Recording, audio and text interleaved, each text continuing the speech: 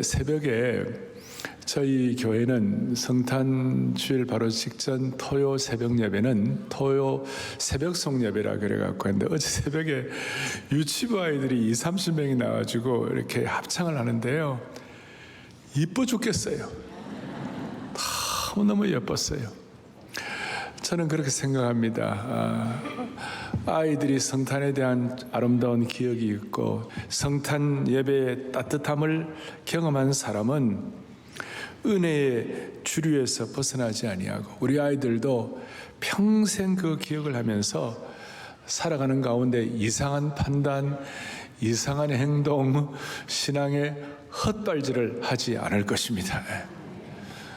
저는 오늘 함께 예수님의 마음을 품으십시다라는 제목으로 이제 예수님 시리즈 딱 하나 남았습니다. 다음 주 마지막 남았는데 오늘 이 말씀을 통하여 모두가 다 예수님의 마음을 품었으면 좋겠어요.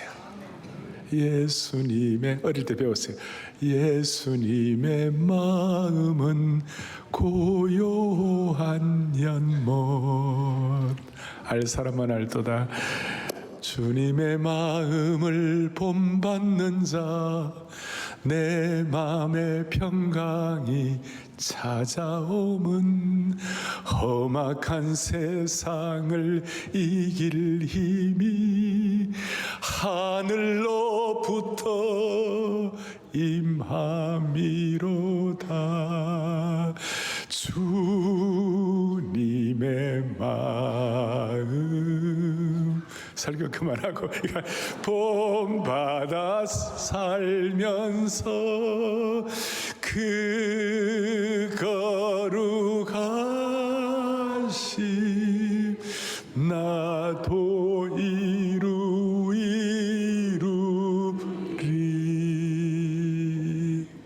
다들 어떻게 잘하세요? 예? 정말 주님의 마음. 오늘 암예배는 예배 마치고 난 다음에 목사님 요즘 복잡한 거 많고 나라도 이런 힘든 일 많은데 오늘 이 메시지가 수많은 갈등과 고통을 멈추게 하는 하나님이 주신 메시지인 줄 믿습니다. 그래서 오늘 이 말씀의 본문은 빌립보서 2장 5절부터 11절 이 본문에 여러분들 봉독하셨는데 이 말씀은 성경 말씀 가운데 정말 원더풀한 말씀이에요. 예수님의 성육신에 대해서 여러 군데가 나오지만 말씀의 봉우리들이 있잖아요. 좀 이렇게 다 말씀이 귀하지만 말씀의 봉우리도 예를 들어서 우면산 정도의 높이가 있다, 혹은 뭐 설악산 정도의 높이가 있다, 그 다음에 무슨 백두산 정도의 높이가 있다 그런다면 오늘 이 본문은요 예수님의 성육신과 예수님의 겸손과 낮아지심에 대해서 거의 알프스의 영봉이요 에베레스트의 최고의 고봉 중에 하나라고 말씀할 수가 있는 것입니다. 놀라운 말씀. 그래서 장엄한 말씀입니다. 핵심은 이것입니다. 어떻게 영원하신 하나님, 스스로 계신 하나님, 창조주로서 영존하신 하나님께서 인간의 몸을 입고 오셔가지고 시간을 초월하셔서 역사 속으로 들어오셨는지 하나님의 놀라운 마스터 플랜을 우리에게 보여주시는 것입니다. 당시 로마 제국의 사나이의 조그만 도시 빌립보 성도들에게 보낸 이 짧고도 소박한 이 서신서 속에 빌립보 속에서 우리 인간이 상상할 수 없는 아주 그냥 깊고도 영광스러운 진리가 포함되어 있는 것입니다. 그래서 이 본문은 조직신학적으로도 놀랍고 또 우리 기독론이라고 그러는데 예수 그리스도에 관해서 크리스톨라지, 기독론에 관한 최고의 봉이 될 수가 있는 것입니다. 그리고 오늘 이 말씀이 저와 여러분에게 무슨 의미가 있겠는가, 오늘 이 땅에 있는 우리들에게 무슨 관계가 있겠는가, 그걸 살펴볼 때에 그 당대의 현실은 그때 1차 수신자였던 빌립보 교회에 오늘 특별히 유오디아와 순도계라는, 요즘 우리식으로 말하면 그 당시에 이 권사님들이, 그 교회 중직 권사님들이 서로 다투고 충돌하고 파당을 짓고 갈등을 일으키고 있었어요. 그래서 권사님들 스토리예요. 거기에 대한 답을 주시고자 이 말씀을 오늘 선포하고 있습니다. 그리고 우리 신앙생활의 중요한 원칙 중에 하나가 하나됨인데, 성령 안에서 하나됨인데, 하나됨을 위한 최고의 비밀이 예수님의 낮아지심과 겸손한 것임을 표현하고 있는 것입니다. 사실 빌립보 교회도 다양한 어떤 배경을 갖고 있었죠.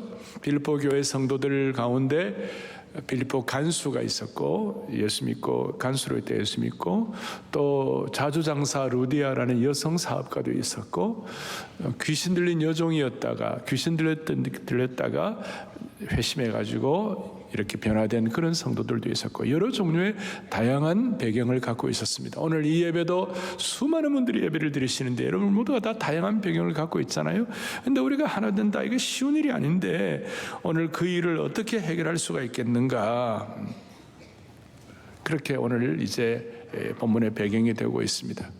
사실 갈등과 다툼이 있다는 것은, 우리가 갈등, 다툼, 어려움이 있다는 것은 가정적으로도 그러고 모두가 다 자기의 프라이드, 자기의, 자기 주장이 있다는 것이에요. 조금 세게 나오면 교만이 있다는 것이에요.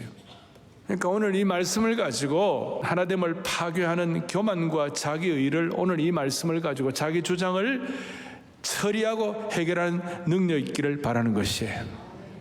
자, 어떻게 하느냐?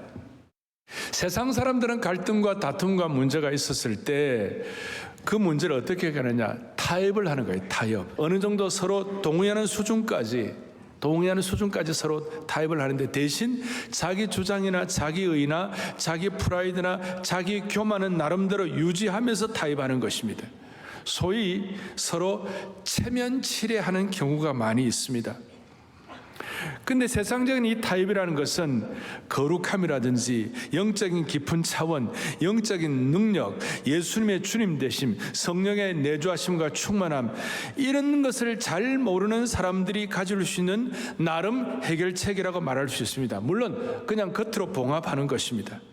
그러나 저와 여러분들, 우리 그리스도인들은 한 단계 더 깊이 들어가야 할 줄로 확신합니다.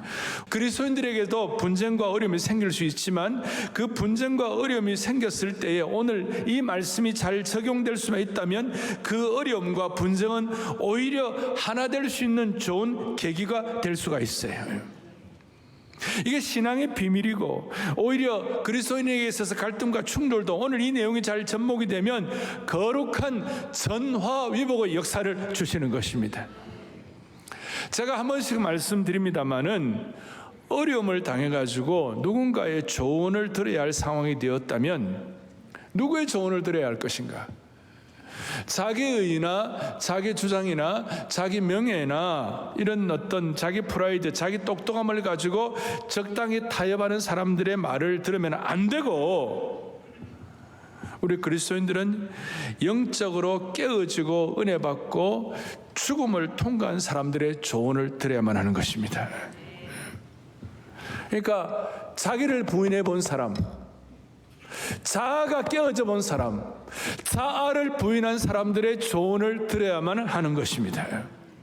그래서 첫 번째, 오늘 죽음을 통과한 분의 조언을 들어야, 무슨 말인가 하면, 성경에서 대표적으로 똑똑한 분들의 조언이 전혀 도움이 안 된 케이스가 있습니다. 그것이 뭐냐면 욥의 세 친구들입니다. 욥의 세 친구들이 나름 똑똑하게 대단한 어떤 조언을 했지만 그분들은 죽음을 통과한 경험이 아니었기 때문에 욥에게 큰 도움이 안 되고 논쟁만 벌였습니다. 영적으로 깊은 차원의 성령 충만한 조언을 할 수가 없었습니다. 따라서 우리는 죽음을 통과한 분의 조언을 듣기를 바라는 것입니다. 그분이 누군가? 멀리 갈 필요가 없이 우리 주 예수 그리스도께서 죽음을 통과한 분이 되는 것입니다. 동시에 예수 그리스도의 죽음을 통과한 그런 은혜를 깨달은 하나님의 백성들이 서로 마음에 결단하고 이렇게 하면 그것이 큰 축복이 되는 겁니다. 제가 90년대 중반에 사우스 아프리카에 있었는데 제가 참 많은 걸 그때 보고 은혜를 받았었어요. 90년대 중반에 사우스 아프리카는 인구가 한 4천만 좀 넘는데 3,300만 정도가 흑인이었고 500만 정도가 백인이었고 2,300만 정도가 칼라라 그래가지고 유색인종들, 에이시안, 인도인 이런 사람들이었어요. 그러니까 절대 다수가 80% 이상 3,300만, 400만, 500만이 이 흑인이었기 때문에, 근데 정부가 백인들 500만 정도 되는 백인들이 모든 정부의 모든 권세를 다 잡고 있었으니 그 레짐 체인지가, 체제 변화가 얼마나 어려웠겠습니까? 그러니까 피를 흘릴 수밖에 없는 그런 상황이었어요. 그런데 백인으로서 당시의 대통령이었던 데클락이라는 분이 개혁파 교회의 장로님이셨어요. 이분이 은혜를 받은 분이에요. 이분이 그 어려운 상황에서 주님의 음성을 순종을 했어요. 네가 낮은 자리에 들어가 가지고 네가 예수님의 심정을 가지고 예수님의 마음을 가지고 이 문제를 해결해 보라. 그래서 그 마음을 듣고, 제가 공부했던 그 학교에 그분이 챈슬러였기 때문에 제가 그 얘기를 잘 알고 있어요. 흑인 정부가 들어섰을 때에 전임 대통령인 이 데클락, 현직 대통령인 데클라크가 만델라 대통령이 되고 난 다음에 부통령으로 들어갔어요. 이건 있을 수가 없는 일이에요. 그래가지고 그 피 흘릴 수밖에 없는 혁명적 상황에서 낮아져가지고 문제의 방향을 틀었고, 동시에 만델라 대통령은 27년 동안 감옥에 있었어요.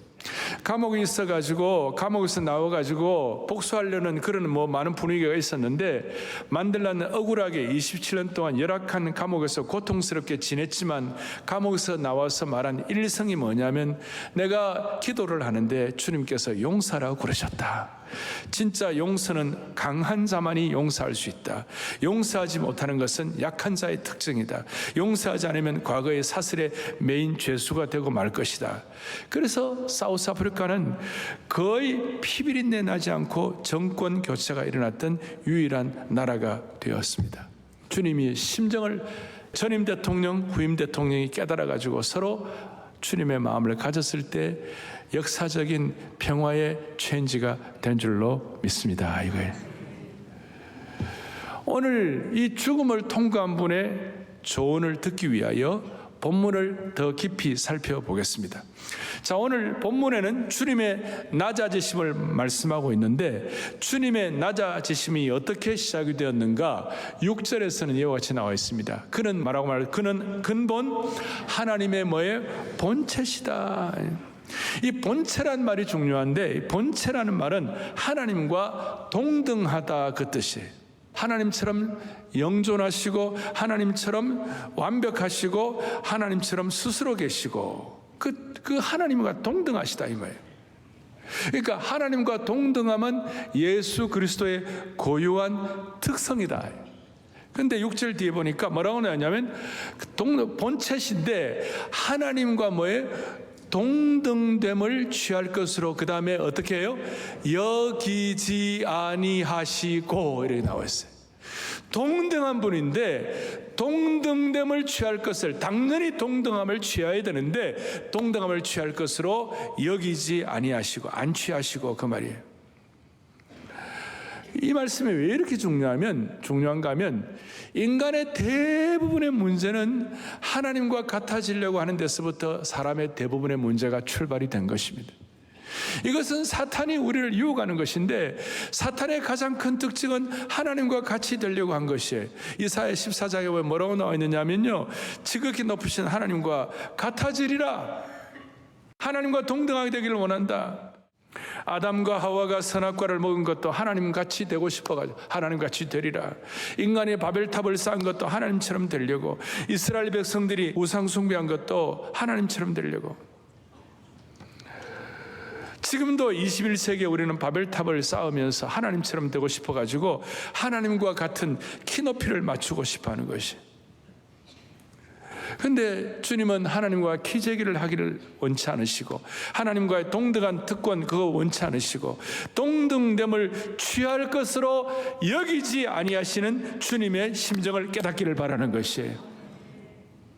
그러니까 하나님이 주시는 지위와 권세와 특권 모든 것들을 자신을 위하여 사용하지 아니하시고 포기하셨다. 오늘 21세기에 오늘 이 시대에도 극단적인 이 AI 인공지능 시대, 그 다음에 어떤 유전자 조작 이런 거 다 우리가 하나님과 동등하려고 하는 데서 발생된 어려움들 아니겠습니까? 그러면 주님은 어떻게 하나님과 동등됨을 여기지 아니하시고 동등됨을 포기하셨는가? 오늘 말씀 본문에 보니까 성육신하셨어요. 하늘의 황태자가 이 땅에 내려오셨어요. 내려오시되 모든 고난과 동등됨을 포기하는 가장 취약한 곳으로 오셨어요. 바로 여인의 태에, 여인의 태가 얼마나 연약합니까?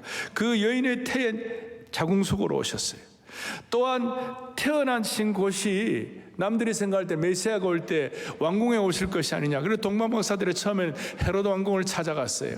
그런데 거기 태어나신 것이 아니라 초라한 마국간에서, 가축이 사는 여관 정도가 아니라 마국간에서 태어나셨어요.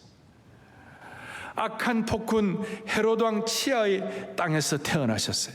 하나님과 동등된 분이 자신의 유익을 위하여 특권과 권세를 쓰지 않으셔 오히려 자기를 비워 종의 형체를 가지셨다. 그야말로 종, 숨쉬는 짐승, 노예, 둘로스로 오셨다는 것입니다. 그리고 7절에 보니까 동등됨을 취함으로 여기지 아니하시고 사람으로 오셔가지고 사람같이 되셨다고 7절에 이와 같이 성육신을 표현하고 있습니다. 사람같이 되셨다는 것은 인간처럼 보인다는 말이 아니라 진짜 인간, 진짜 사람이 되셨다는 거예요. 같이 되셨다는 말씀은 인간의 감정, 수치, 고통, 절망, 인간의 분노, 인간의 부끄러움, 이 모든 것을 다 당하신 줄로 믿습니다. 어떤 지위와 특권도 없이 주님께서는 완전히 종이 되셨습니다. 이 종되심의 극치가 뭐냐? 8절에 뭐라고 나왔냐면 자기를 낮추시고 그 다음 뭐라고 되어 있습니까? 죽기까지 뭡니까? 복종하셨다. 낮추시고 복종하셨다. 완전히 낮추시고. 그래서 이 스토리는 낮아진 스토리요, 어떻게 보면 망한 스토리예요. 믿지 않는 분들이 볼 때는 이게 뭔가?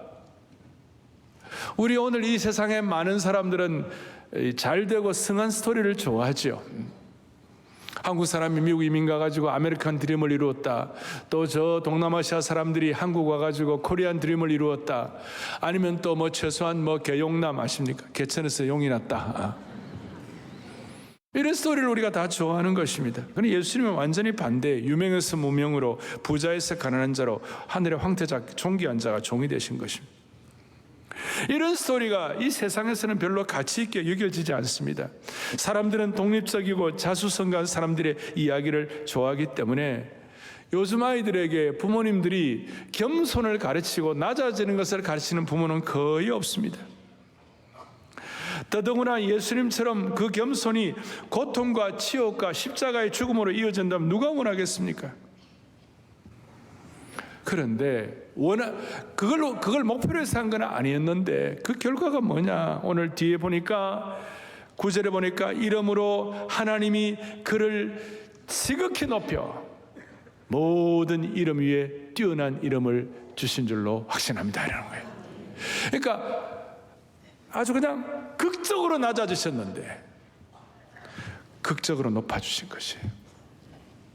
신학적으로 보면 자기 비하, 자기 비움과 자기 비하를 하셨는데 하나님은 극적으로 예수님을 승귀시키셨다. 승귀라는 말이 어려운 말인데 높이시고, 높을 성자에다가 귀자는 귀할 기자, 승귀시키셨다. 고통스러운 죽음과 굴욕적인 자기 비하를 하셨는데 예수님을 높이시고 하나님 오른편에 우편에 앉게 해 주신 줄로 믿습니다. 자, 여러분 한번 물어보십시다. 이 땅에서도 우리가 삶을 살아가는 가운데 진짜 순종하고 진짜 낮아지고 이런 걸 하면요, 처음에는 몰라줘도 나중에는 이 마음이 진지하게 통하면 진짜 순종하고 진짜 낮아지는 사람의 눈치를 살피게 되어 있습니다. 이 내용은 알 사람만 알도다. 무슨 말인가? 어떤 집안에 며느리가 들어왔는데 자기 할 말하고 똑 부러진 며느리가 들어왔어요. 그 자기 할 말하고 똑 부러진 며느리가 영향이 더 있겠습니까? 아니면 처음에는 좀 억울한데도 불구하고 조용히 참고 순종하고 겸손한 그 며느리가 더 영향이 있을까요?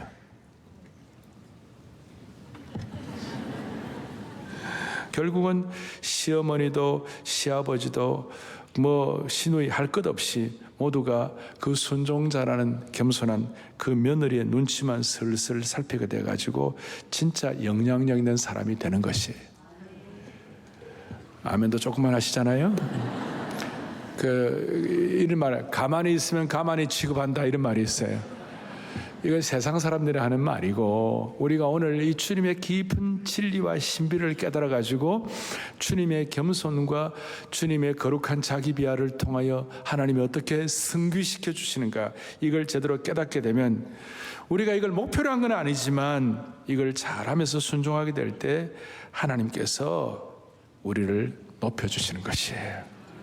이것은 제 얘기가 아니고 야고보 사도나 베드로 사도가 야고보 4장 10절에 유명한 말씀이 있어요. 크게 우리 합독하겠습니다. 주 앞에서 낮추라, 그리하면 주께서 너희를 높이시리라. 아멘. 주 앞에서 낮추는 거예요. 우리가 세상 이런 게 아니에요. 주님 때문에, 주님의 십자가의 은혜 때문에 우리를 낮추면 남들이 가만히 취급하든 말든 상관이 없이 주님이 우리를 높여 주시리라. 성경적으로 겸손한 자가 강한 이유는 하나님께서 겸손한 자를 높여주시기 때문에 그렇다, 이 말이에요. 창조주 하나님이 높여주신다면 누가 막을 수가 있겠습니까? 제가 한 번씩, 우리 다 알잖아요, 사자성어로 인자무적이라는 말이 있는데, 주님 앞에서 겸손하면 우리는 겸자무적이 되는 것입니다. 겸자무적이란 말이 어디 있나? 지금 만든 겁니다. 예. 겸자무적이에요. 그래서 우리 첫 번째는 우리가 죽음을 통과한 분의 조언을 들어보라. 두 번째로는 진짜 겸손한 자에게는 적이 없고 참 평안이 오는 것이다. 하지만 오늘 이 시대의 시류는, 이 시대의 흐름은 겸손을 싫어합니다. 그런데 예수님은 어떻게 하셨는가? 오늘 말씀한 대로 예수님은 하나님과 동등됨의 권리를 포기하셨다는 것이. 여러분, 이걸 오해하면 안 됩니다. 하나님됨을 포기했다는 말은 아니에요. 예수님은 신성을 갖고 계셨어요. 물 위를 걸으시고 물로 포도주를 만드시고 죽은 자를 살리시고 바람과 바다와 자연도 잔잔케 하시고 그 신성을 갖고 계셨어요. 신성은 없어지는 것이 아니에요. 마치 우리 인간이 몸을 입고 있기 때문에 우리는 다 연약한 존재 아닙니까? 우리가 인성을 포기할 수 없듯이 주님은 주님의 신성을 포기할 수 없어요. 그런데 뭘 포기했는가? 신성을 갖고 있는 분이 가질 수 있는 권리를 포기했다, 그 말이에요. 하나님 되심을 포기한 건 아니지만 하나님으로서 누릴 수 있는 권리를 포기하셨다, 이 말이에요. 스스로 신성의 위엄과 영광을 포기하신 것이에요. 자기 부인하신 거예요. 자기 부인. 예수님은 모욕과 수치를 받으실 필요가 없고 죽으실 필요가 없는 분이셨는데 불평불만 없이 죽임을 당하시고 십자가 수치를 당하시고 오죽하면 8절에 뒤에 보니까 죽기까지 복종하셨으니 곧 뭐에 됐다고요? 십자가에 죽으심이라. 주님은 신성을 가지셨지만 신성으로 누릴 수 있는 권리를 포기하셨기 때문에 어린 시절부터 사람들에게 배척받으시고 오해받으시고 친구들에게는 버림받으시고 제자들에게는 배신당하시고 침뱉음과 조롱과 끔찍한 로마 군사의 채찍을 받으시고 나중에는 처참하게 벌거벗기심 당하시고 죄인의 모습으로 사람들에게 버림받으신 것처럼 돼가지고 권리를 포기하셨어요. 자, 이 말씀을 왜 오늘 여기에 쓰셨을까? 갈등하고 군 사람들끼리 힘들어하고 서로 어려워하고 서로 싸우는 것 때문에 하나 되지 못하고 서로 싸우는 것 때문에 그 문제를 해결하기 위하여 이 말씀을 하는 것입니다. 개인적으로도 여러분들 가운데 우리 모두에게 가족들 간에 서로 주장이 서로 강해서 가족들 간에 서로 싸우는 상황 때문에 화가 난 나머지 어떤 사람들은 에이 집 나갈 거야. 그리고 어떤 아이들은 에이 교회 안 나가. 왜 갑자기 교회까지 들어오는지 모르겠어요. 심지어는 난 다락방 안 나가. 그런 유혹에 빠졌다면 오늘 이 말씀을 잘 기억하시길 바랍니다. 잘 기억하시기 바랍니다. 정말 가족들한테 힘든 분들. 근데 문제는 뭐냐면요, 이 말씀을 들어야 할 분은 이 자리에 없어요. 그게 참 시험이에요. 근데 이 말씀을 안 들어도 될 분들은 또 듣는 거예요. 그래서 주님은 늘 말씀하시잖아요. 있는 자는 더 부하게 되고 없는 자는 있는 것까지 빼앗긴다고 그랬어요. 중요한 것은 우리가 기꺼이 상처를 받고 모욕을 참고 자기 주장, 자기 의를 버릴 수 있는 이유는 예수님께서 하나님과 동등하신 분이신데 동등한 권리를 포기하셨다는 데서 시작이 되는 것이에요. 그래서 우리가 깜짝 놀랄 만한 각성을 가진 진리를 하나 깨달아야 되는데 그것이 뭐냐? 예수님이 취하신 그 자리, 동등한 권리를 행사해야 할 그 자리를 하지 않으시고 죽기까지 낮아주시고 수욕을 당하시고 모욕을 당하시고 십자가를 당하신 그 자리가 저와 여러분의 삶에 수많은 갈등과 어려움과 문제가 생겼을 때 그 자리에서 출발해야 한다는 것이, 이거는 너무나 중요한 것이에요. 저는 지난 40여 년이 넘는 목회 가운데서 수많은 아픔과 수많은 좌절들이 있을 수가 있었어요.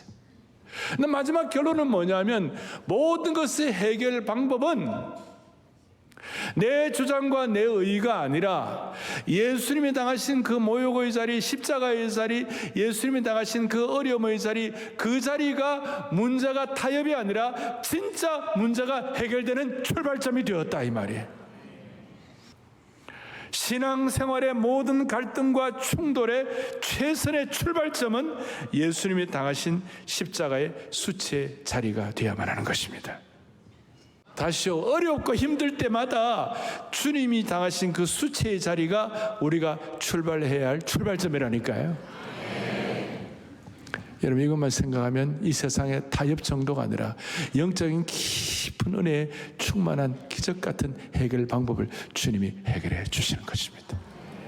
이것이 신앙이요, 이것이 주님을 섬기는 믿음의 신비한 비밀의 영역이 될 수가 있습니다. 그럴 때 주님이 어떻게 하시는가? 우리가 그걸 목표로 한 건 아닌데 극적으로 우리가 낮아질 때에 주님이 극적으로 높여주시는 것입니다. 9절부터 11절까지 시작. 이름으로 하나님이 그를 지극히 높여 모든 이름 위에 뛰어난 이름을 주사. 10절. 하늘에 있는 자들과 땅에 있는 자들과 땅 아래에 있는 자들로 모든 물음을 예수의 이름에 꿇게 하시고. 11절. 모든 힘으로 예수 그리스도를 주라 시인하여 하나님 아버지께 영광을. 아멘. 서번트 둘로스가 되니까 서번트 킹이 되게 해주신 것입니다. 서번트 롤드가 돼, 롤드십, 주님이 되게 해주신 것입니다. 십자가의 처절한 자리에서 영광스러운 부활을 경험하게 해주시고 하늘의 승천을 승귀하게 하시고 하늘과 땅에 있는 모든 이름 중에 가장 뛰어난 이름을 가지도록 만들어 주셨습니다. 철저한 자기 비하가 놀라운 거룩한 승귀가 되게 하시고 그야말로 롤드가 되게 해 주신 것입니다. 주님은, 예수 그리스도는 우리의 주님이 되시고 그 말은 구약의 제호바 여호와 하나님이 되어 주셨다는 것입니다. 여러분, 이 롤드라는 뜻은 권리를 가졌다는 뜻입니다. 권리를 포기하고 서번트가 되니까 롤드가 되게 해주신 것입니다. 롤드가 되었다는 말은 두 가지 뜻이 있는데, 하나는 성, 캐슬, 성을 소유하고 다스리는 권세를 받았다 하는 뜻이 있고, 또 하나는 어떤 것이든 열 수 있는 키를 가졌다. 성을 다스리는 권세와 부요의 창고를 여는 키를 주셨다. 그래서 이것이 있는 사람에게는 웬만한 인생의 어려움을 맞닥뜨려도 여유가 생기고 평안을 허락해 주시는 것이다. 우리 속에 있는 수많은 자기의와 자기주장의 불순물을 처리하면 하늘나라의 성의 부여를 주시고 하늘나라의 부여의 창고의 문을 열 수 있는 영혼의 놀라운 극적인 부유함을 허락하시는 주님이심을 믿어야 하는 것이에요. 그래서 다시요, 웬만한 어려움 처해도 우리의 프라이드가 상처받고 우리 자기 주장이 상처받고 그런 고통 가운데서도 이 예수님 때문에 참으면 하나님께서 희한하게도 여러분과 저에게 삶의 여유를 주시는 겁니다. 삶의 여유가 있는 사람의 얼굴과 삶의 여유가 없는 사람의 얼굴은 완전히 다른 것입니다. 내가 세상에 평안을 주는데 이 평안은 세상이 주는 것 같지 아니하리라. 여러분, 이 그림을 그릴 수 있기를 원합니다. 이 그림은, 이 평안과 이 여유와 이 하늘의 부요는 이 세상 사람들은 죽었다 깨어나도 깨달을 수 없는, 타협하는 사람들이 깨달을 수 없는 영광스러운 신앙의 부요와 비밀이 되는 겁니다. 오늘 이 내용을 여러분 교리적으로 와닿으면 안 되는 것이고 삶의 현장에서 여러분들이 체험하기를 원하는 것입니다. 그래서 오늘 드디어 우리에게 적용하게 하시는 겁니다. 제가 5절의 말씀을 더 강조합니다. 적용이 뭐냐? 너희 안에 이 마음을 품으라. 곧 그리스도 예수의 마음이다. 오늘 설교 제목대로 적용, 너희 안에 이 마음을 품으라. 앞으로 여러분들, 저와 여러분 어떻게 살아가시겠습니까? 우리의 미래를 어떻게 살아가겠습니까? 어떤 마음으로 일하시기를 원하십니까? 여러분의 실력으로 일할 것입니까? 아니면 그리스도의 마음과 그리스도의 태도로 일할 것입니까? 5절에 다시 한번 너희 안에 이 마음을 품으라. 곧 그리스도 예수의 마음이다. 그러니까 예수님의 마음을 품으라. 이것이 2인칭, 명령형, 현재형, 복수형으로 되어 있습니다. 한 사람에게만 말씀드리는 것이 아니라 오늘 예배를 드리는 모든 성도들 여의 없이 너희 안에 예수님의 마음을 품으라. 품어도 되고 안 돼도 되고 하는 권면한 정도가 아니에요. 이 마음을 안 품으면 안 된다. 이 마음을 꼭 품어야 한다. 그리고 한 번만 품으면 되는가? 현재형으로 계속해서 품어야 하느니라. 그럴 때 우리의 생각이, 우리의 사고와 감정뿐만 아니라 우리의 생각이 온전해지기 시작하는 겁니다. 우리 온전론 할 때 사고의 온전함이라고 있는데 주님의 이 사고방식, 가치관이 우리의 삶의 감정을 이끌고 가는 강력한 열차가 되기를 바라는 겁니다. 이것이 관계가 회복되는 것이, 이것이 어려움이 생기고 갈등이 있고 이렇게 다 있을 때마다 오늘 주님께 주신 이 마음, 이 사고를 품게 될 때에 그 자리가, 주님의 수치의 그 자리가 문제 해결을 향하는 출발점이 될 때에 주님은 우리에게 세상 사람들이 알지 못하는 놀라운 평안을 물붓듯 부어 주실 것입니다. 그래서 앞으로 하나 방법이 있습니다. 막 갈등이 있고 어려울 때 주님의 마음, 예수님의 마음, 예수님의 마음, 예수님의 마음. 부부간의 갈등이 치받을 때 예수님 마음, 예수님 마음. 겉으로 또 예수님 마음, 예수님 마음 그러지 말고 속으로 예수님 마음, 예수님 마음, 예수님 마음. 사랑의 교회 모든 상황 사역 가운데 조금 마음이 힘들 때마다 속으로 예수님 마음, 예수님 마음, 예수님 마음. 목자의 심정을 가지고 예수님 마음, 예수님 마음. 주님의 마음은 신성의 권리가 있었지만, 신성은 그대로셨지만 그 권리를 포기하신 그 낮아지심과 그 십자가 죽기까지 복종하신 그 자리가 우리 모든 사람들의, 모든 우리 성도들의 갈등을 치유하는 출발점이 되기를 다시 한번 축원합니다. 속으로 예수님, 우리 한번 해보시겠어요? 예수님 마음, 예수님 마음, 예수님. 세 번만 해보세요. 예수님 마음, 예수님 마음, 예수님 마음. 되겠습니까? 놀라운 일이 벌어질 것입니다. 여러분들의 생애를 목표로 한 건 아니지만 놀랍게 높여주시고 여유를 갖게 하시고 세상 사람들이 알지 못하는 연말연시의 평안을 주실 것입니다. 할렐루야. 가슴에 손을 얹겠습니다. 기도하겠습니다. 자비로우신 하나님 아버지, 갈등과 충돌의 시대에 교만과 자기주장, 자기의 일을 처리하는 하나님의 최고의 비밀인 주님의 겸손한 마음으로 이 시대의 아픔과 갈등과 충돌을 해결하게 하여 주옵소서.